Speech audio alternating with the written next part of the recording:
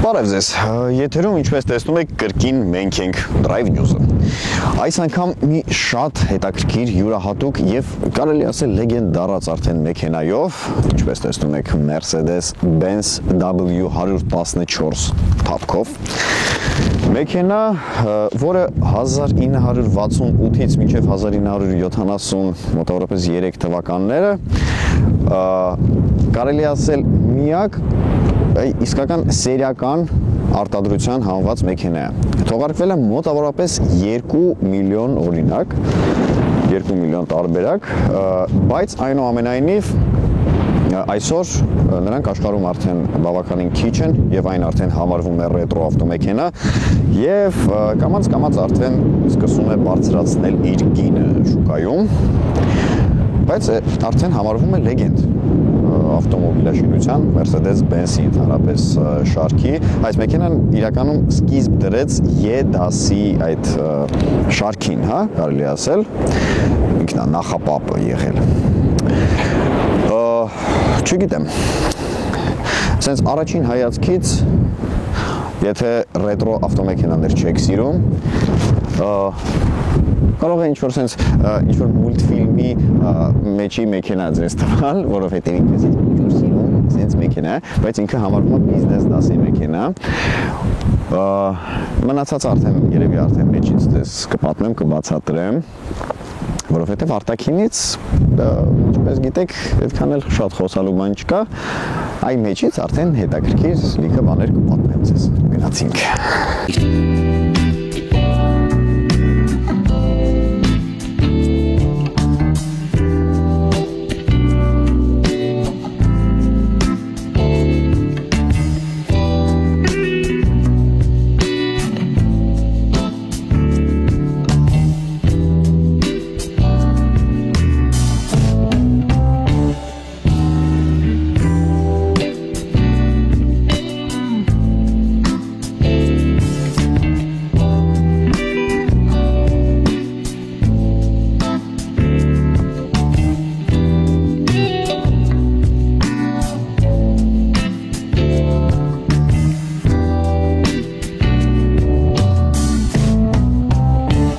(1972 թվականի արտադրության Mercedes-Benz W114։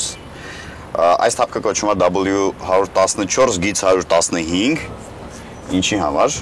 որովհետև 114-ը դա այս տարբերակն է 6 մխոցանի շարային 2.3-ից 2.8 լիտր աշխատանքային ծավալով շարժիչների շարքով 2.3, 2.5, 2.8 Իսկ W115-ը նույն թափքն է, պարզապես կամ դիզելային 5 մխոց, կամ բենզինային 4 մխոցանի շարժիչներով։ Այս թափքերը չեն տարբերվում իրարից, պարզապես տենց ինդեքսն այլ է տարբերվում։ 73 թվականից արդեն այս մեքենան մոդեռնիզացիա ապրեց եւ սարքավորվեց բազմաթիվ հարմարավետ ինչ-որ բաներով, որոշ ինչ-որ ձևափոխություններով, ամենակարևորը սարքավորվեց անվտանգության գոտիներով, որը մենք հիմա ինչպես տեսնում եք չունենք։ Մի տարի էլ սպասենք, մենք էլ կունենենք, բայց չունենք։ Այն ժամանակ դեռ այդ տիպի տենց ընդունված չի եղել, էլի, անվտանգության գոտիները, հիմնականում հենց բան է 70 թվականից նոր Ֆրանսիան արդեն սկսեց պարտադրել իր ավտոմոբիլաշինությանը տեղադրել անվտանգության գոտիներ, իսկ Mercedes-ը արդեն այս տարբերակի վրա անցավ 1973 թվականից։ Այս մեքենան սկսենք նրանից, որ համարվում է Mercedes-ի առաջին մասսայական արտադրության մոդելը։ Այս մեքենայից արտադրվել է մոտավորապես համարյա կլոր չէ, բայց 2 միլիոն օրինակ, որից մոտավորապես 67,000 հատը արտադրվել են կուպե տարբերակով, այնտեղ շատ քիչ ինչ-որ քանակությամբ, սահմանափակ քանակությամբ արտադրվել է որպես կատաֆալկա, մի քիչ տարբերակով արտադրվել է երկարացված բազայովը, 7 տեղանոց, եւ մնացած են 1.5 միլիոնից ավելը արտադրվել են որպես այսպես 4 դռնանի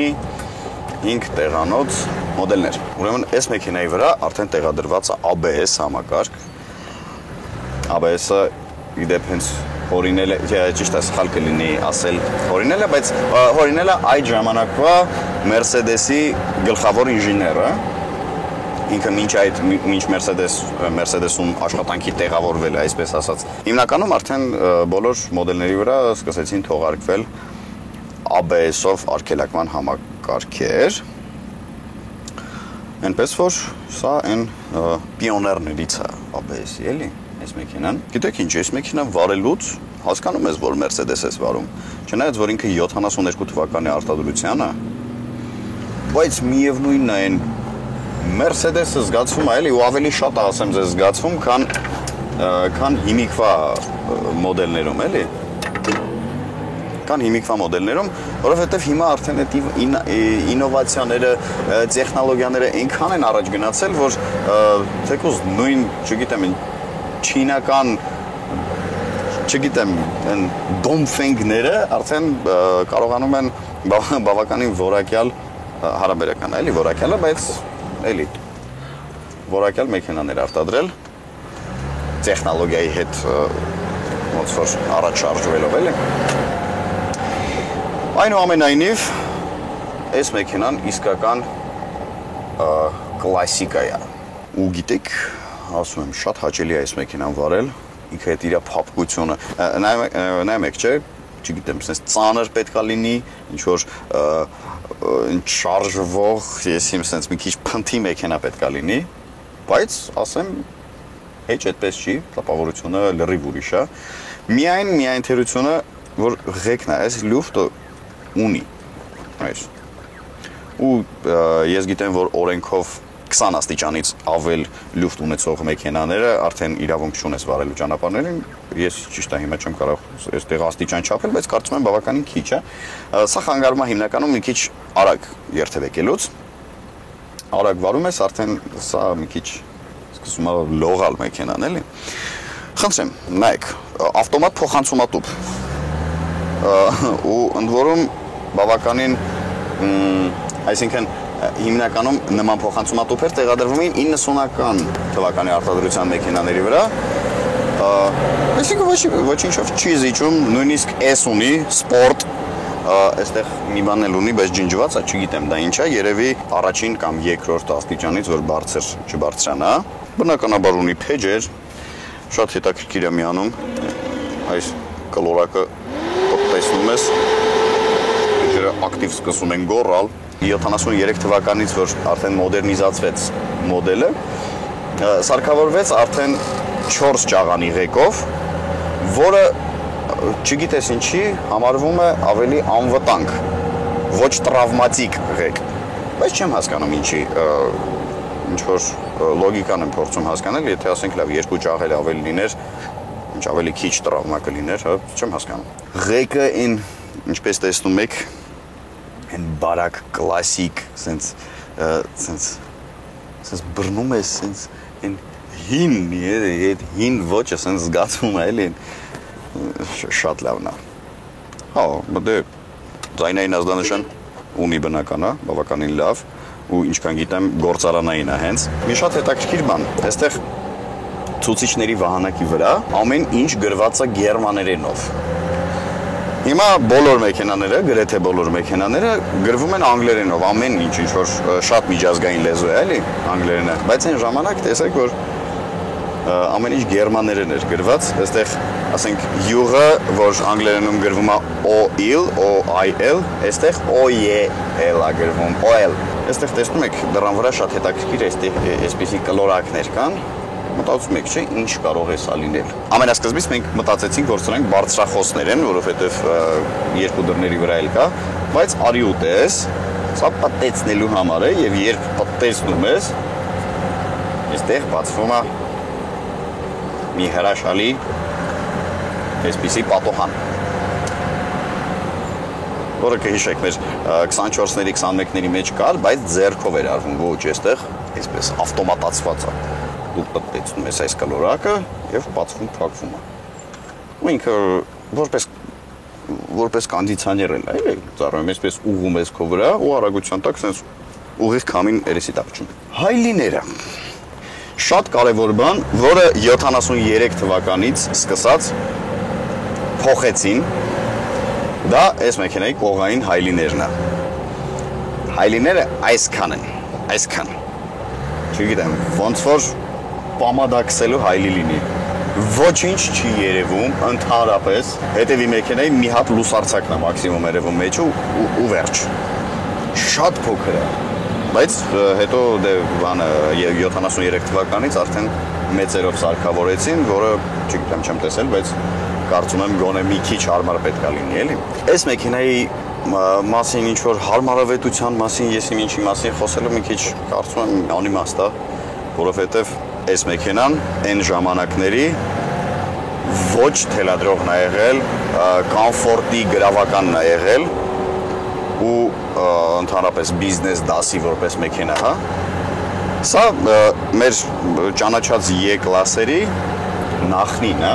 կարելի է ասել, այս մոդելից է սկսվել էլի E-կլասի շարքը, բայց չնայած ինքը բավականին փոքր է մեր նոր E-կլասերից, մի քիչ ավելի կարճ է, բազան ավելի փոքրիկ, բայց միևնույնն է ինքը համարվել է այն ժամանակվա այն բիզնես դասը, էլի։ Դե բնական է ոչինչ չենք համեմատում մեր նոր մեքենաների հետ, հա, նոր արտադրության մեքենաների, որովհետև լիովին տարբերվում են բնականաբար, բայց երբ որ ես քո նոր իմացած բաները, այս նոր տեխնոլոգիաները, նոր կոմֆորտի ինչ-որ որոշումները բան, եթե դնես մի կողմ, չհամեմատես, այս մեքենայի կոմֆորտը իրոք շատ բարձր է, շատ կոմֆորտնի մեքենա է։ Սրահը ոչինչով չի տարբերվում, ասենք նույն 24-ից կամ 21-ից, չէ 21-ից տարբերվում է, բայց 24-ից օրինակ չի տարբերվում, բայց այնուամենայնիվ 24-ի մեջ նստելուց հասկանում էիր, որ ինչ-որ մի հատ շատ վատ բանի մեջ ես նստել։ Իսկ այս մեքենայի մեջ հասկանում ես ավելի ճիշտ, թե որտեղից է սկսվել ծնունդ առել Mercedes-ի բիզնես կլասը, որտեղից է ծնունդ առել այդ լեգենդը, կարելի ասել լեգենդը, որ Mercedes-ը արտադրում է շատ կոմֆորտնի մեքենաներ։ Այսինքն ուրեմն այստեղ ունենք արագության ցուցիչ, ունենք ժամացույց, ունենք բենզինի ցուցիչ, ջերմաստիճան եւ յուղի ջերմաստիճան։ Այս յուղի ջերմաստիճանը շատ տարածված է Mercedes-ի մոդելների վրա։ Ուրիշ մեքենաներում ես նման բան չեմ հիշում, ճիշտ ասած հանդիպել եմ թե ոչ, բայց շատ Mercedes-ներ կան, որ յուղի ճնշումը ջերմաստիճանը շփոթեցի ճնշումը ցույց է տալի այստեղ երբ ասենք յուղիդ որակը ընկնում է կամ յուղը պակասում է այստեղ ճնշումը ընկնում է ու հասկանում ես որ ինչ որ մի բան է ինչի եւ բացի սրանից բնականաբար ունենք եւ լույսով հա երբ որ արդեն լիովին ամպիտանա դառնում յուղը այնտեղ արդեն լույս է վառնում այստեղ արագության ցուցիչի վրա տեսնում ենք 220 կմ/ժ արագություն, որը ես խիստ կասկածում եմ, չնայած ես մեռն եմ, չեմ էլ փորձի այս մեքենայի վրա,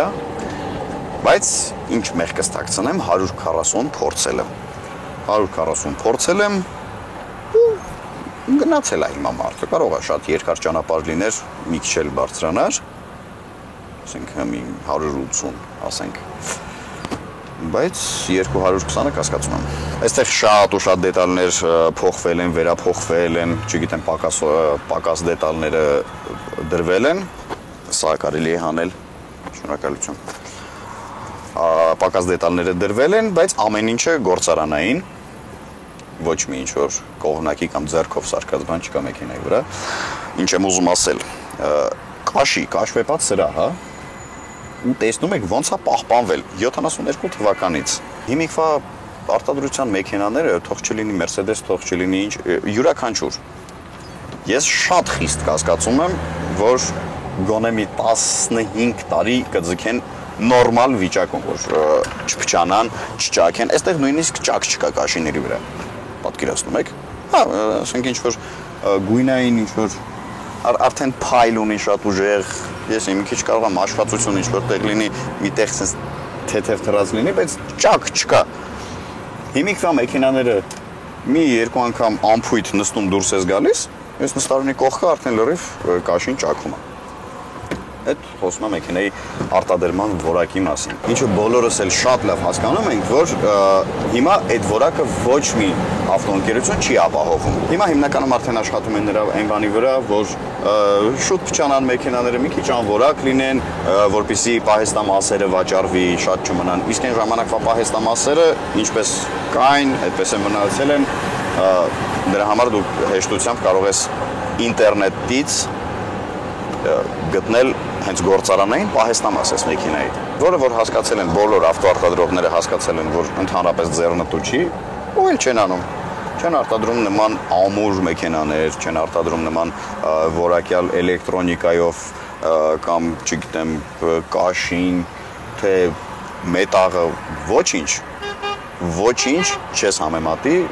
այսօրվա մեր արտադրության մեքենաների հետ։ Դեռ այն ժամանակներից Mercedes-ը այս թարթիչների այս ռիչագը սարքավորում էր ապակիները լվանալու ռիչագի հետ։ Սա է։ Այսպես սեղմում ես, պատուհանը մաքրվում է, այստեղ ճիշտ է հիմա ասենց կոճակներով է, ասենց 1, 2, այսպես սեղմում ես, հետ ես բերում, մի խոսքով ամեն ինչ ձախ ձեռքիդ տակ է։ Իսկ մնացած ինչքան հիշում եմ բոլոր մեքենաները երկու կողմանի են։ Այս մեքենան առաջինն է, որը սարքավորվել է Bosch ընկերության կողմից արտադրված էլեկտրոնային ներցայտման համակարգով։ Այս մեքենան վարելու ամենահաճելի պահը նա է, որ մարդիկ երբեմն հիմնականում հասկանում են, թե ինչ մեքենա ես դու վարում, ու սենց մի տեսակ ուրախությունով կամ զարմանքով նայում են, սենց հայացքով ճանապարհում են քեզ։ Մեքենան բնականաբար երկար տարիների ընթացքում ինչ-որ պրոբլեմներ ձեռք բերել է, իհարկե, որոնք դեռ չեն լուծվել, բայց մեզ խոստացել են, որ դրանք էլ են վերանալու։ Օրինակ, թեթև ինչ-որ խնդիրներ փոխանցումատուփի հետ, այնտեղ այս թարթիչները միացնելու, այս ռիչագի հետ, մի խոսքով շատ մանր խնդիրներ կան, բայց դրանք ոչինչ են, էլի հասկանում եք, ոչինչ են մեր այսօրվա արտադրության մեքենաների հետ, որովհետև նայում ես դեռ համեմատ այսօրվա հետ, նույնիսկ 90-ական թվականի մեքենաներն էին շատ որակով, նույն, չգիտեմ, 124 Mercedes-ը, նույն 140 Mercedes-ը, իրանք շատ հայտնի փաստ է, որ շատ որակով մեքենաներ են ստացվել ու կոպիտ ասած այդ մեքենաների ձեռքը արտադրողները կրակն էին ընկել, որովհետև պարզապես կարելի ասել չէին փչանում այդ մեքենաները։ Չէին փչանում ու իրանց գործին դա խանգարում էր։ Այսօրվա մեր հաղորդումը մի քիչ sense ավելի sense լիրիկական ստացվեց, մի քիչ sense բողոքական բնույթ կրեց, բայց սխալ տեղը չեմ բողոքում, էլի։ Իրոք բողոքում եմ այսօրվա որակից, այսօրվա անտարբերությունից, տեխնոլոգիաները զարգացել են, մեքենաները փորձում են հնարավորինս թեթև անել, կոնկուրենցիա կա, ինչ-որ մրցություն կա, այսպես ասած, այդ ամեն ինչի մեջ, բայց այդ ամեն ինչը արվում է թե անվտանգության հաշվին, թե, չգիտեմ, որակի հաշվին, հասկանում եք, այն ժամանակ, երբ մեքենաները իրար բախվում էին, չգիտեմ, մի երկու մասեր էլի սենց ճմրթվում մեքենայի վրա, խազվում, քերձվում ու վերջ։ Այսօրվա մեքենաները իրար թեթև սենց կպնում են, մեքենայի դիմացի հատվածը պետքա փոխվի արդեն։ Դե բնական է մի քիչ ճոխացրած եմ ամեն ինչ ասում, բայց մոտիկա իրականության էլի։ Անվտանգություն իհարկե այսօրվա արտադրության մեքենաների մեջ կան շատ բարձր են, համեմատ նույն այս մեքենայի մեջ, որը նույնիսկ չունի անվտանգության գոտի, բայց միևնույնն է, ես բողոքում եմ, ու շատ մարդիկ բողոքում են։ Ասեմ, այն ժամանակի համար, այս մեքենան նենց լավ է գնում, նենց դինամիկա ունի այս շարժիչը, այստեղ բանը 250-ն է, բայց վերափոխած շարժիչը փոխած է ու սարքավորված է 2.8 աշխատանքային ծավալով շարժիչ, որը բավականին հզոր է, այս ծանր մեքենային շատ հեշտությամբ տանում է, դա էլ է էլի հարաբերական, իհարկե պետք չի համեմատել այսօրվա մեր մեքենաների հետ։ Բայց էլի եմ ասում, իր դինամիկան շատ լավն է, ինքը շատ հանգիստ, շատ ճիշտ ժամանակին զգում է այդ գազի ոտնակը, չի խեղճանում, ինչ որ չգիտեմ, այն թեկուզ փոխանցումատուփը ինչ որ այն անկապ բաներ չունի, էլի, այն որ մեկը կփոխի, մեկ չի փոխի, չէ, նորմալ աշխատող, հասկանում է քեզ, հասկանում է այդ գազի ոտնակին, մի խոսքով ամեն ինչ շատ լավ է։ Ավելի լավ, քան կարելի էր պատկերացնել։ Դեռ այն ժամանակներից Mercedes-ը, ինչպես եւ այսօր, սարքավորվում է այս կայանման արգելակը ոտքի այս ոտնակով, ձեռքով չի, էլի։ Այսպես ասած, ռուչնոյ տորմոզը այս մեքենայի վրա ոտքով է, ոչ թե ձեռքով։ Նաժնոյ տորմոզը այստեղ։ Օրինակ այսօրվա դրությամբ ինքը մոտ 2 անգամ, ամենակիչը 2 անգամ ավելի թանկ արժե, քան նույն 124 մոդելը։ Ինչը արդեն վկայում է իր այդ ռետրո լինելու մասին, իր այդ արժեքը պահելու մասին ու ժամանակի ընթացքում ինքը միայն բարձրացնելու է իր արժեքը, որը այսօրվա ոչ մի մեքենա չի անելու։ Ես խիստ կասկածում եմ, որ այսօրվա արտադրության մեքենաները ինչ որ ժամանակ կգա ու կունենան ինչ որ արժեք։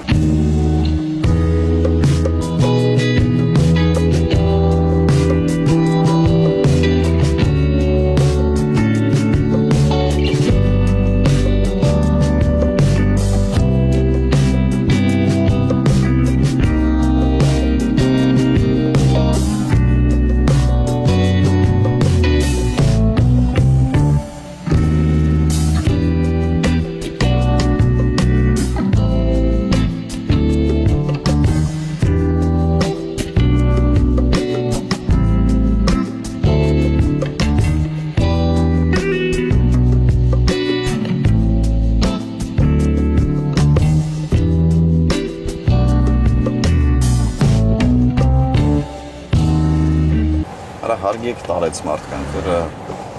Այս մեքենան վարելու ամենահաճելի մասը դա այնա, որ դա լավ էլի հավաքված է բնականաբար, շատ դետալներ ապերսիոմքի եմ կզանգեմ, հա։ Բնականաբար այս երկար տարիների ընթացքում մեքենան որոշակի ինչ որ լավ ցավոտ տանեմ, հա, թող գործանենք, հա։